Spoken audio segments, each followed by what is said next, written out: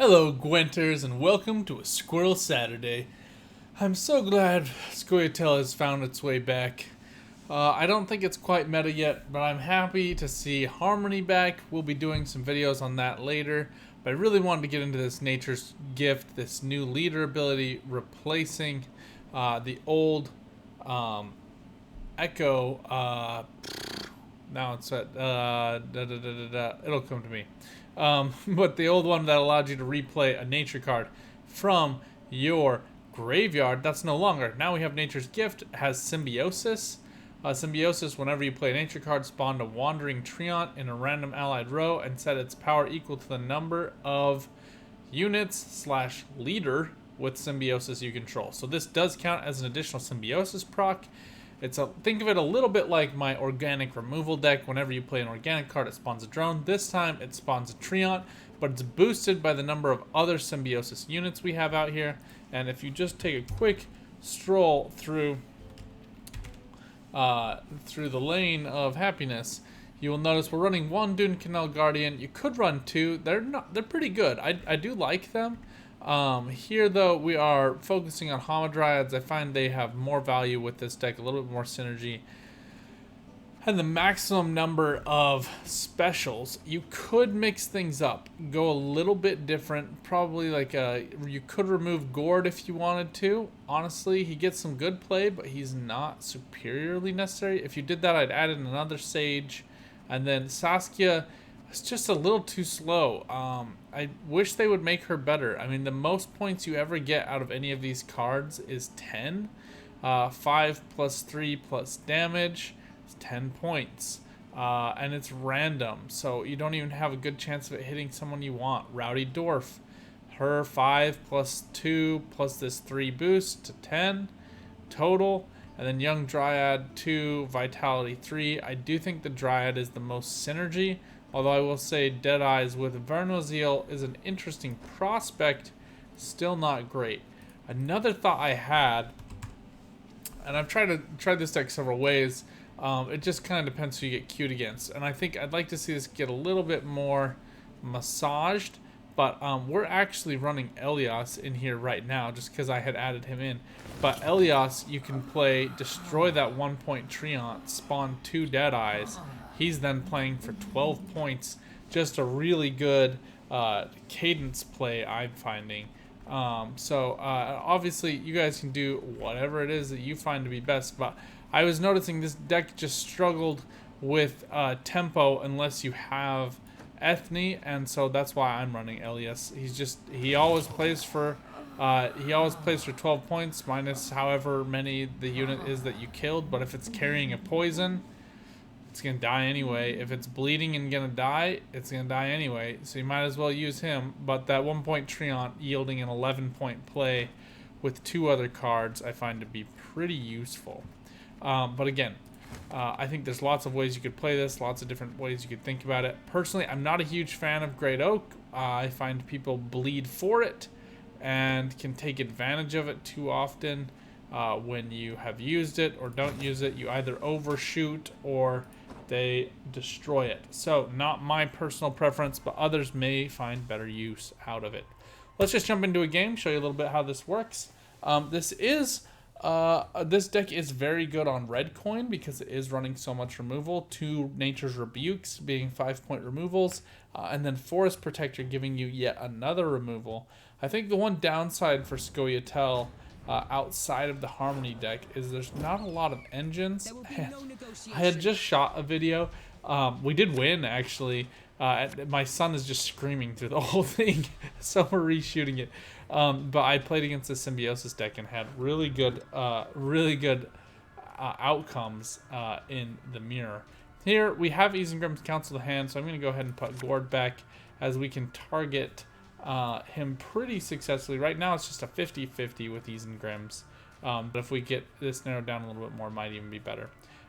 Circle of Life, Dryad's Caress, and Nature's Rebuke are all great. I'm finding in the mirror Circle of Life pretty good if I have a target. Sage being a good target here. Dryad's Caress less helpful. And here I'm still looking for some specific cards. Dunka being a good option. But I'm still looking for Elias, Frixenet being great plays early on, and then Fav just as a good general play, and then Figgis to make sure I get that guaranteed gourd off of Isengrim. You can also use Isengrim to get Sage, is also always another really good option. The other thing I'd really like to have seen is one of the Hamadryads. I'd like to have one of them and Shaping Nature just to get the best possible options out. So, but on Blue Coin, I find Duncanel Guardian to be a really solid option. A big reason for that is if they, especially in this mirror, if they use Nature's Rebuke, they don't yet have a Treant, so it's just not that effective for them in terms of points. So that's basically where my thinking is there. And then the more Symbiosis cards I can get out before I play any of these other Symbiosis cards, all the better. Now, Abandoned Girl plays really well. We can put her down, and then she will transform, and we can go ahead and use her as another Symbiosis proc with this Young Dryad.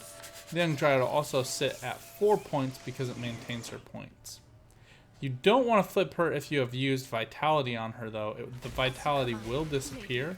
She would maintain the boost, but she would no longer maintain that Vitality. So just something to think about as you go forward.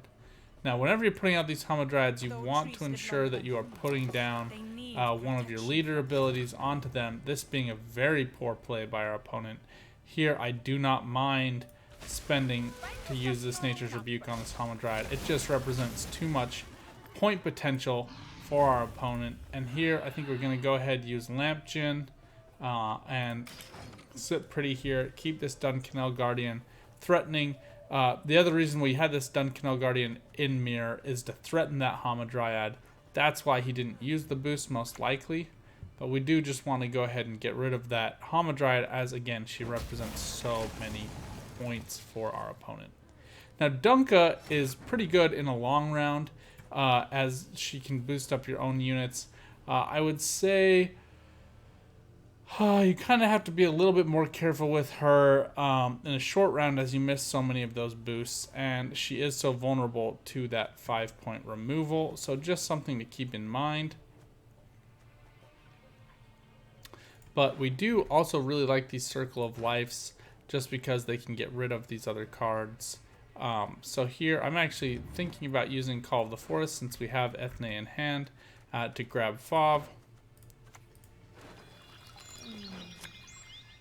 We could have grabbed a Hamadryad, but I think I'm probably just going to play Shaping Nature for points. We'll use Circle of Life. This will boost a random unit in our hand, but now we can go ahead and get rid of that Dryad. I should have played this Dual Canal Guardian first, but when you are filming videos, you sometimes make misplays just because you're caught up in the explanation of things, but also to show how not to do things. So it did boost a random unit. Luckily, it was one of the 2 units I wanted that boost to go on, but it was a bit risky there. So that card still always finds decent value, but just something you want to keep in mind.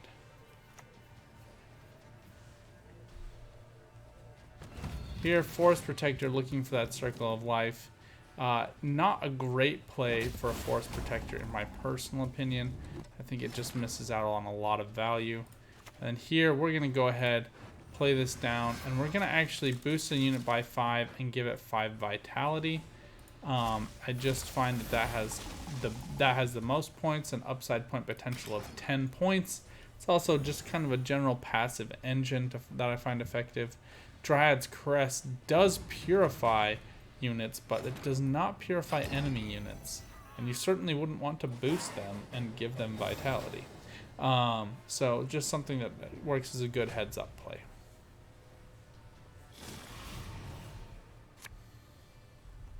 Now, a lot of how this deck plays in the second round comes down to card options.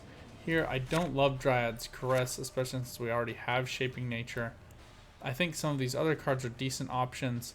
Here, I'm fine playing Dunka, and then to just get some passive boosts in our hands. If our opponent does play Nature's Rebuke, we can go ahead and clear that unit off with Circle of Life to boost up one of our units. It will spawn a 1-point Treant, and then we can use Elias to tempo out our opponent from this round. So right now we are sitting at 7 cards. Our opponent is sitting at, oh sorry, we're at 8. I can count, and he's at 9. So that's basically where we are this game. But Dunka working great as a blue coin play, boosting Elias even further, giving Elias even more reach in this round. One note for this deck though, these veils make it so your units only play for so many points.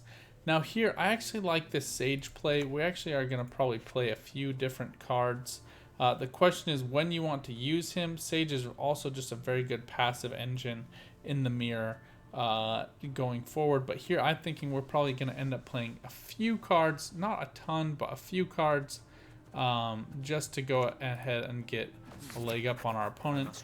Here I want to put him a little further out of reach, so we're going to go ahead and use a leader ability just so he goes up to 7, making him that much more difficult to erase from the board. And we can still always grab this Circle of Life to get rid of this Wandering Treant if we want to. I'm waiting to kind of see if he plays something else. Forest Protector being another good option to get us that 1-point Treant. We're just looking for that to pair with this Elias for points. Here we get an even better option in the... we will first find out if it's Devotion, him playing it to melee row. I would suggest always playing Frixenet to range. That way your opponent never knows if you're playing with Devotion, because the ranged ability is Spawn the Young Dryad, and I can't see whether something's getting boosted in your hand or not. So decent option for us. Here we're going to go ahead and use Circle of Life. Pretty good return of value for us.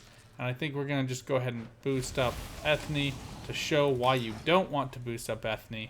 For cards that transform, they're going to lose that boost. But this channel exists to show you guys what not to do in large part. And I could have explained it without doing it, but I had already clicked too far. And that's all I can say for myself.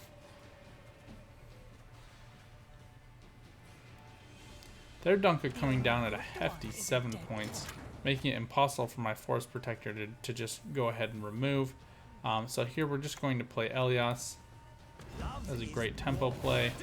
Get us a couple of elves, put some points on the board for us, and fish out some higher end cards from our opponent if he wants to stay above us in terms of points. Great Oak would probably be the closest. Great Oak would be a 10-point play. That, I think, being the best option. He and or she, they, whomever our opponent is. Ethne being another option. Not sure that that's the option I would have chose personally, but everybody gets to make their own choices here.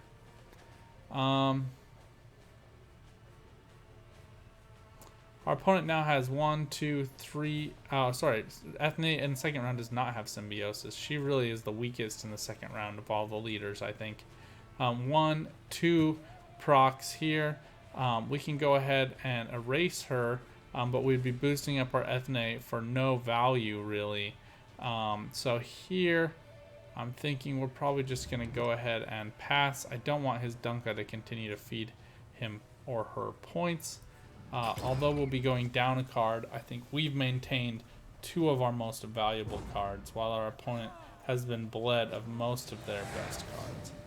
Now you're going to see why Ethne transforming is such an unfortunate move, that she does not retain her power level. She goes back down to 6. That's also why you want to make sure you're getting those targeted kills, the death blows, with that other ability. It just yields the most points. Now, Figus being clutch for me in mirrors, I always like to make sure Figus is coming down to protect my Ethne and the 2 Dryads. But here we can see we've had 1 Circle of Life, 1 Nature's Rebuke, this Circle of Life being replayed. So our opponent likely has 1 more of each of these cards. Very, very likely to have them in hand from my perspective. So we're just going to want to play around that. Had Isengrim's Council coming out to play our Gourd as likely our final play. Sheldon Skaggs is a card that a lot of people are liking to play with this deck, as you can boost him using 4-point Dwarven Agitators to get a lot of value. just something to keep in mind. But here I think we're going to go ahead and use Hamadryad. Should be just out of reach for our opponent. We can then use Figgets to protect her after we get this Shaping Nature going. But I just like to kind of suss out one damage card first before having to make future choices. Hamadryad just being such a great engine, boosting herself by an additional point every time she has Vitality, making for great point slam potential over a long round, which is really not point slam, really good engine potential over long rounds. Sheldon coming down for a hefty 8-point for our 7-point removal. He must have gotten boosted up every time by that dunk. A very good play from our opponent. I didn't think our opponent had gotten that high, but evidently they had. Not a lot we can do about that, to be honest. Here now I think our biggest goal is basically just to protect Ethne and her Dryad, so we're going to go ahead and get out Figgis. Probably should have got him out before. That was really kind of poor play on our part. And we don't want to play Shaping Nature until we have Ethne and her 2 young Dryads out, just because she is an additional 3 points for every one of these nature cards we are going to play. Isengrim's Council coming out for our opponent, boosting the Hamadryad by 2, likely using a leader ability to continue that boost by another 2 points, putting it out of reach for our Forest Protector. Another great way to play that card. Not typically my choice for Isengrim's Council, but like I said, great option if that's something you think you would like to do for your play. Again, I really like these mirror matches. I have a recorded video. If you hit me up on Discord, I'll find a way to let you see how this deck can push out a mirror, especially in a bleed round on red coin. I was responding to my opponent and reacting to the bleed very well. I think that might be, honestly, one of the best ways to play this. Now, we are going to get 9 total points out of this Shaping Nature, which I find probably to be the best option here. So we're going to go ahead and bring that down. It's possible that our opponent could be running some kind of reset if I didn't know he has Devotion. I know he doesn't, though, which is why we're going to go ahead and just put this on our defender, making it so our defender is that much harder to deal with. And proccing 4-point Treants every time we play. Our opponent instead only getting 2 procs of Symbiosis. We'll just have to see if that catches us up in the long run. Can't be quite sure.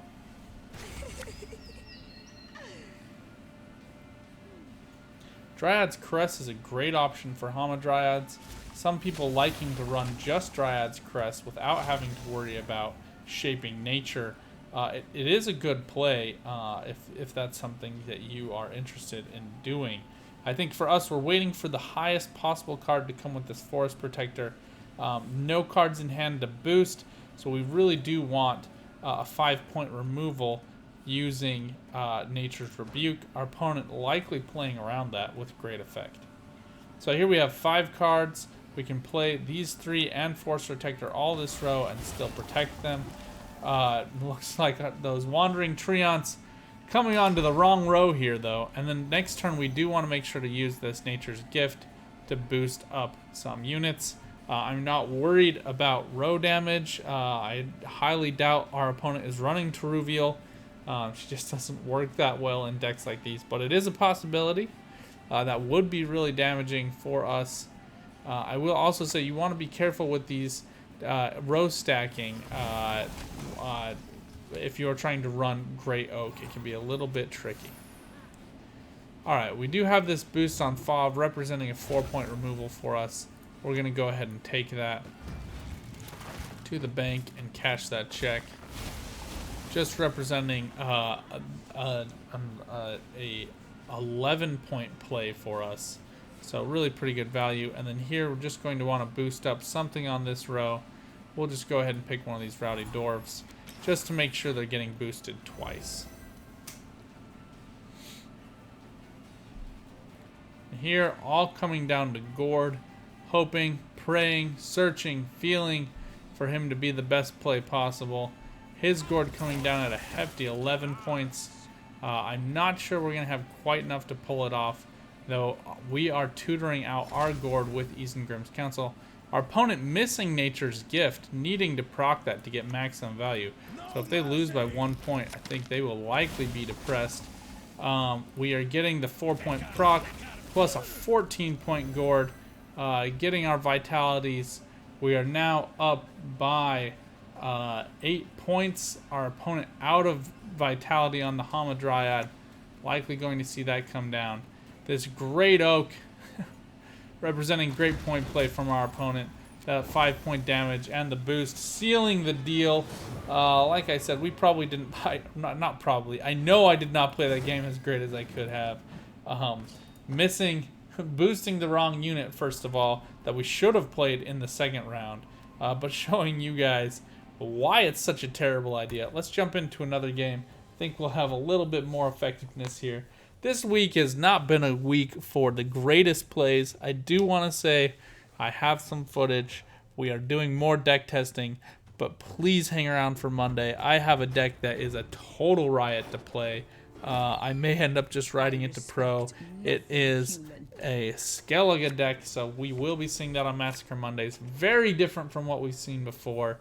I think you might have seen some of these decks out there, but mine is different enough with some clutch plays from some weird cards that rarely see play.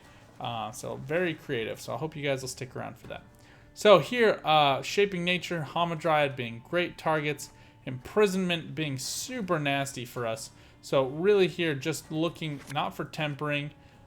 We do need to keep this Hamadryad, so that does pinch us a little bit here. But we really are looking for, man, not a lot of great options. We're looking for a Purify. Freaksnet here being a decent option for us. And I'm going to take the chance that our opponent A doesn't want to use Lock this round, and B, even if they did, would not imperil units.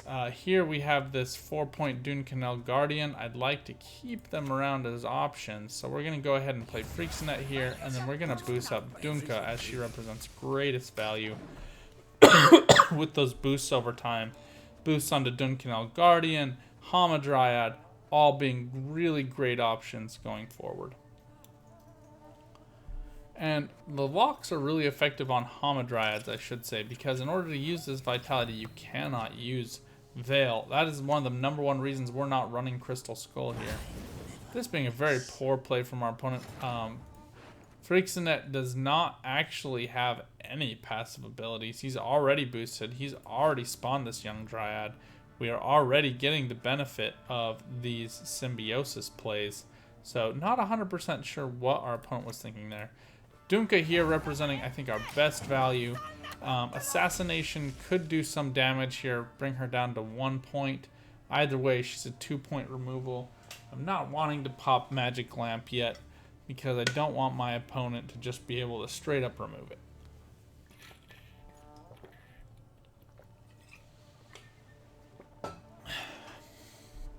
Again, leader ability working very well with Hamadryads, and we will want to get one out and then use some of these nature cards. Zoltan's Company for me, just working as great tempo play, always plays for 7 points with your leader, even more if you can get it up a little bit higher. Here I think we might be seeing a Purify. Kind of surprised we don't see Lock. Now one option we can actually do here is use Shaping Nature to go ahead and boost up Dunka and give her Veil again. Something I think I am wanting to do. Anytime an opponent is pressuring a unit like that, we're going to go ahead and play on top of that, making sure we just keep her the best possible position. She's going to continue to boost these units in hand, making it so we have excellent carryover.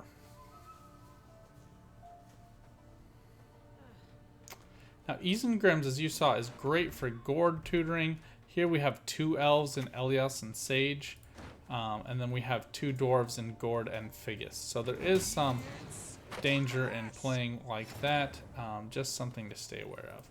Now here we're going to go ahead and get out our Hamadryad. We're going to flip this. We're going to go ahead and give our Hamadryad Vitality boost. And we can go ahead and use the second proc if this round ends up getting long enough. Here though, I would like to use this Nature's Rebuke. Van Morleheim Cupbearer is a is an Assimilate unit, so I'm fine getting rid of that. We do have a Treant on the board, so this does represent pretty good value for us. And I'm getting this into my graveyard, that way Forest Protector can go ahead and use that when we feel the need. Now, I'm sticking in this round as long as my opponent will, purely so that we can guarantee some tight play in second round, try to fish out some more of my opponent's cards, all of those. But I think additionally here, we have a 20-point gap, and I think the other thing I'm really trying to do with this round is go ahead and pressure my opponent into having fruitless plays, but also boosting up these cards in hand. Now, Dune-Canal Guardian representing a 5-point play. We're going to play her between Dunka and Magic Lamp. That way she cannot be removed by Assassination. She is another Symbiosis card, and we can just let our Hamadryad and Forest Protector absorb these boosts from our opponent. Don't get any grand ideas.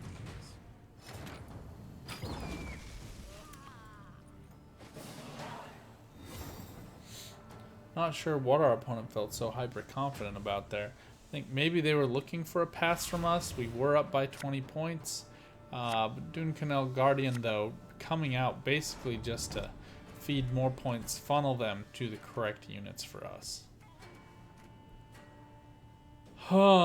Circle of Life being a decent card, decent removal, but not our favorite. Harald Gord in hand is okay, but not my preference.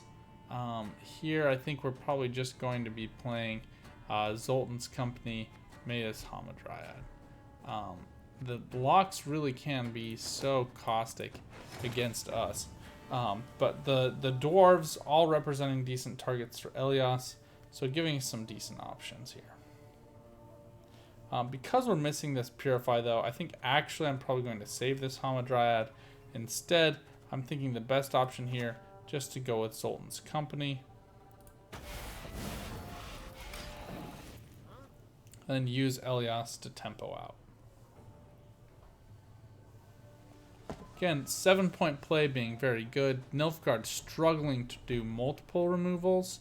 Sometimes we do see this Imprisonment used with Vautier to steal units. If we see Petri's Filter come down, excuse me, we'll know that we need to play against that. And there it is. Petri's Filter, though, being a little bit useless against 2-point cards. And here, I'm actually feeling confident enough to just go ahead and pass. I know that Nilfgaard doesn't have that many 7-point cards, Usurper being one of the very few cards that is. With that said, Elias still plays for decent points here, though he represents a 12-point play with Vautier. So we're going to go ahead and pass.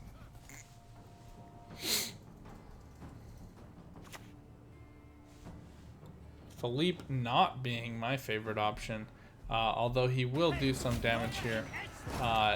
You miss out on the round over round damage potential that might be necessary to set up for a coup de grace play or for an amnesty steal. Philippe being just a really good option for some of these lockdown or imprisonment decks. Now, tempering, I think, just will help to put Figgis a little bit more out of reach for our opponent. Circle of Life not finding to be most effective. We will keep this Dryad's Crest to protect against the lock. We are still missing Figgis. We can go ahead and grab him with Isengrim's Council, but missing Ethne as well. So just feeling a little bit pressured. That said, we do have Call of the Forest. We'd likely use that on one and then the other on the other. But likely going to use Isengrim's Council to tutor out Figgis here.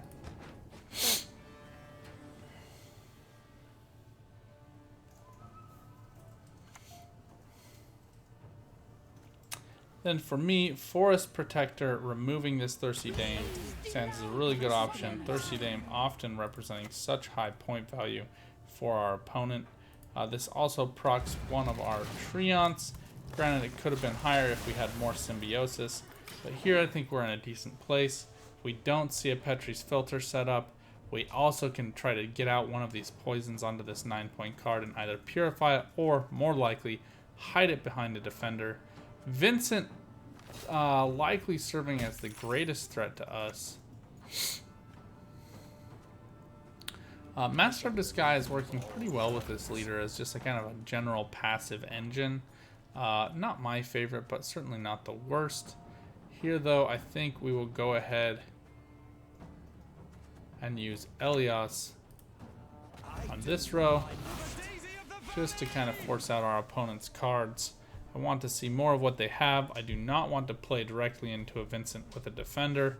I don't want Ethne to get removed by Vincent as well. Again, Vincent just representing way too much power, in my opinion, in the current state of the game.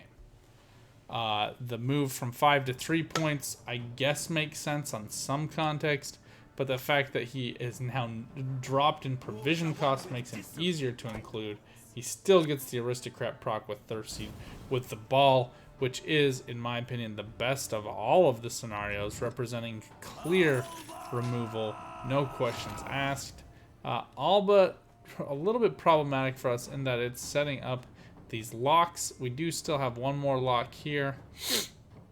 And I would like to get out my Symbiosis cards before using that. So here we're going to go Hamadryad to melee row, as that's where we're going to be protecting our cards. We get another Symbiosis card out, and I'm trying here still to get out some of these locks from our opponent before hiding things behind my defender.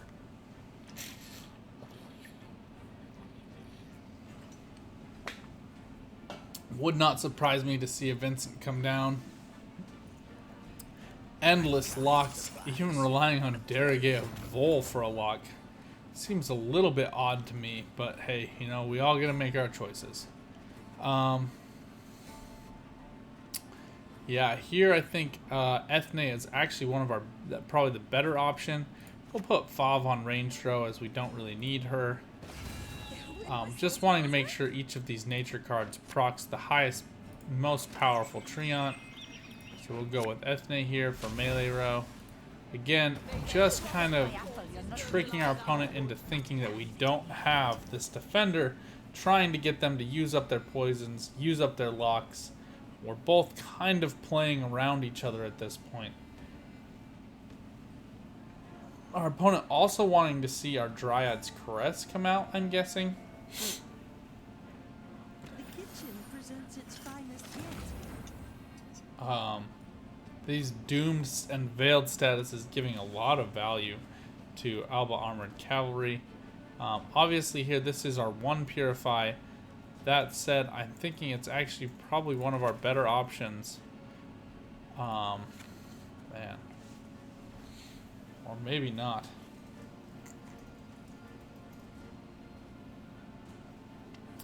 You know, one thing we actually can do. We can go ahead and play this. I'm just really trying to play around his Vincent, which is becoming problematic. But here we're going to go ahead and put this on Hamadryad, and we're going to save our Shaping Nature to play Veil onto our Figus. That way he cannot get poisoned. So I'm anticipating a really nasty Vincent coming down to go ahead and remove this Hamadryad, causing all kinds of problems for us. But hopefully forcing out that poison prematurely. Vanhamar here representing massive point play from our opponent. Leader ability's gone, likely out of locks. We're going to go ahead and defend our units here. I think that's probably the best option for us. Oh, although this Shaping Nature with Vitality could be really good as well, I'm thinking we're going to save that after we have a defender out. Elven Sage also representing great value. If this was not a game against Nilfgaard, with Vincent being overpowered, don't care what anyone else has to say, we could have actually gone ahead and used Elven Sage much earlier to just gain points. Surrender here just being obtuse, in my opinion, but that's fine. Here we get 8 points either way, 6 points with the Veil. Just kind of comes down to what we would prefer. So I'm going to go ahead and hold on to that card and use this tempering on my Dwarf for maximum power. And then I'm going to go ahead and give a vitality boost to Forest Protector, as it's still behind my defender. Missing out on those dryads is really crippling. We still have a productive range throw. This is why we've spread things out a little bit in the event that the opponent does do things like that. Here, Vincent just representing too much power, too much play with his Masquerade Ball procs as well. I really think this needs to be changed to be only a negative status effect. It doesn't make any sense synergy-wise. It doesn't make sense in terms of other play. But here we're going to go ahead and use this as Veil. That's going to protect this unit from taking the second poison. Now, this is a little bit confusing to some players, but in order for poison to kill a unit, it has to place the second poison, and Veil is preventing that status from occurring. Lock here representing very little value, not proccing his second aristocrat, and here just taking it away. Personally, poor plays from the opponent happening, in my opinion. Missing out on Vautier, playing that Philippe way too early in round 2, after we had passed, knowing that we were done.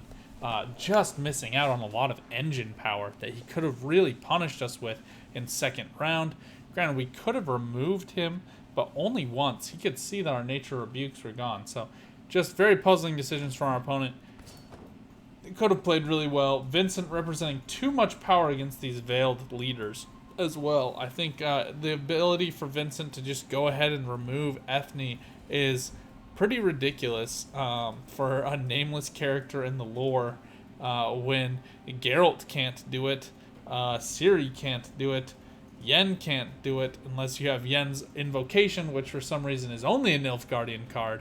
And for all of those of you who say, well, she works for Nilfgaard, well, yeah, but she worked for Aedirn for much longer in terms of period of time than she did for Nilfgaard. She is a Northerner. The period of time she worked for Nilfgaard, negligible when you really think about the whole expanse of the Witcher series, the games, etc., etc. And even if that was the case, where's the Northern Realms mage that actually has value? I mean, we got Marguerite, we got Seal. They both are pretty bad. What about Triss? Give us like an epic Triss card for Northern Realms, and then I might feel a little bit better. But the fact that they have Vincent and Yen's Invocation, both as dedicated cards for their faction, for instantaneous removal of the best cards in the game, is just a little bit, not a little bit, it's just very broken in my opinion. With that said, I've said this for a long time, I do like Nilfgaard. I think they play a very important role in the story and in the treatment of peoples that are different, specifically elves and dwarves, but they also are such a terrible example here of not including any happy cards. Include some of the good people. I mean, where are the happy people of Toussaint? I mean, even Damien's card looks so depressing, and he truly is one of the best characters from the games. Just truly dedicated to the people, to his Duchess, and yet his card, when you look at it, it's just ultimately depressing. Anyway, I've gone off on a Nilfgaard rant again, but thank you guys for watching. Please like, please subscribe. I look forward to talking to you on the Flippity Flop, but look for my video on Monday. I think you're very much going to enjoy it. Tomorrow I'll be doing a meta recap, talking about 6 decks from 6 different factions that you guys might be seeing out there as part of the meta, and giving you my thoughts on each of them. But until then, good luck, get out there and keep on Gwenting.